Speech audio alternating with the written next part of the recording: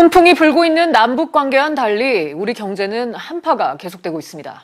최근 우리 경기를 놓고 정부와 민간의 전망이 엇갈리면서 논란이 뜨거운 가운데 이번 주 우리 경기 흐름을 진단하는 주요 경제 지표들이 대거 발표되면서 관심이 집중되고 있습니다. 경제부 이한라 기자와 자세한 얘기 나눠보겠습니다. 이 기자, 네. 최근 들어 이제 현 정부의 소득주도 성장 실효성에 대해서 지금 논란이 부쩍 가열되는 분위기인데 이유가 뭔가요? 네, 회의론에 힘을 실어줄 만한 통계들이 연이어서 발표되고 있기 때문으로 보이는데요. 올해 1분기 최고소득과 최저소득 가구의 소득 격차가 이 사상 최대 수준으로 벌어졌습니다. 올해 1분기 전국 가구의 월 평균 소득은 476만 3천 원으로 지난해 같은 기간보다 17만 원 늘었는데요.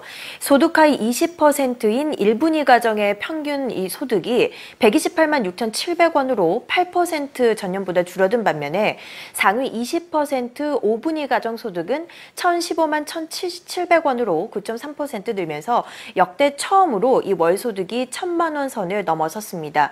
정부가 최저임금 인상을 통해서 저소득층의 수입을 늘려주는 소득주도 성장 정책을 추진했지만 분배가 오히려 악화되면서 양극화 현상이 심해졌다는 분석입니다. 네, 양극화의 원인을 두고 지금 분석이 갈리는 것 같은데 정부는 고령화, 즉 소득 최하위 계층에 지금 퇴직한 노령층이 많이 포함되어 있다. 이거를 지금 원인으로 꼽았는데 다른 한편에서는 근본적 원인을 일자리 감소로 보는 것 같더라고요. 네, 맞습니다. 구직 단념자나 이 취업 준비생 등 이 경제 주체들이 느끼는 일자리 상황을 반영한 체감 실업률을 함께 보시겠습니다. 이 IMF 외환위기 이후에 실업률이 최악인 상황에서 체감 실업률 또한 13개월 연속으로 상승한 것으로 나타났는데 지난달 체감 실업률은 11.5%로 특히 최근 5달은 이 통계가 집계된 이후에 가장 높은 수치를 기록했습니다. 이런 상황에서 1분기 제조업 재고 증가율도 2년 만에 최고치를 기록했는데요.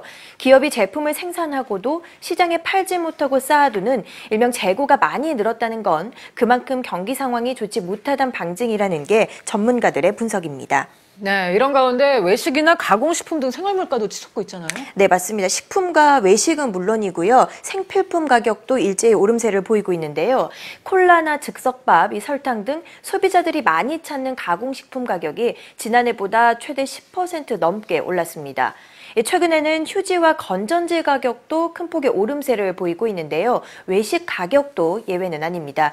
치킨 프랜차이즈들이 배달비를 별도로 받거나 기존에 무료로 제공하던 콜라나 무 등을 유료화하면서 사실상 가격 인상이 이뤄졌고요. 햄버거와 피자, 죽이나 떡볶이 등 일부 외식 프랜차이즈들도 일제히 가격 인상에 나섰습니다.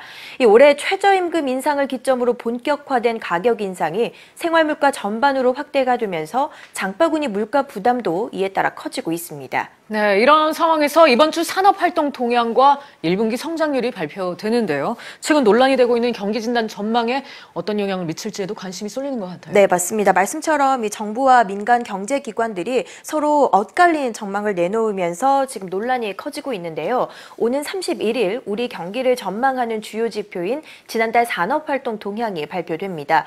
지난달에 발표됐던 3월 산업활동 동향 지표가 좋지 않게 나오면서 이 경기 논란의 시발점이 됐던 만큼 관심이 집중되고 있는데요. 이와 함께 다음 달 1일에는 한국은행이 1분기 경제 성장률을 발표합니다. 기재부와 한은은 올해 3% 성장 전망이 유효하다는 분석입니다만 지난달 산업 생산이 부진한 것으로 나온다면 최근의 경기 진단 논란과 함께 우리 경제 정책 방향에도 변화가 필요하다는 목소리가 더욱 커질 수 있습니다. 네, 우선은 이번 주에 발표될 지표들 지켜봐야 될 것 같습니다. 이 기자 얘기 잘 들었습니다.